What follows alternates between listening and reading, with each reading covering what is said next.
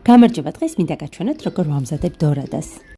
პირველ რიგში დავჭრათ ბულგარული, ხახვი, პომიდორი, კარტოფილი და ცოტა ლიმონი, მოვაყაროთ მარილი, მოვასხათ ზეთი და მოვათავსოთ 180 გრადუსზე გახურებულ ღუმელში დაახლოებით 15 წუთი. შემდეგ გარეთ ცხილ გასუფთავებულ და კარგად გამშრალებულ დორადას გავუკეთოთ ჭრილები, წაუსვათ ქინძის, ნიორის და წყლის ნაზავი, როგორც შიგნით, ასევე გარეთ და ამ ჭრილებში მოვათავსოთ ლიმონი.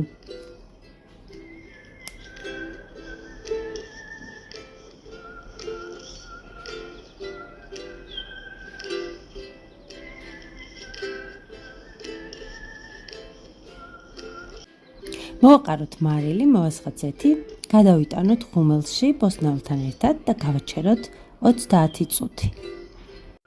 ნახევარი საათის გასვლის შემდეგ გამოვიღოთ, შევფუთოთ ზემოდან ალუმინის ქაღალდით და ისევ მოვათავსოთ ღუმელში უკვე 10 წუთი. და უკვე მზად არის, ნახეთ როგორი გამოვიდა ულამაზესი, უგემრიელესი, ფაფუკი, ძალიან კარგად მოხარშულ შემწვარი. თავის ბოსტნეულთან ერთად არის ძალიან გემრიელი და ერთი დორადა კარგად დაგანაკლებთ. აუცილებლად ცადეთ, გემრიელად მიირთვით.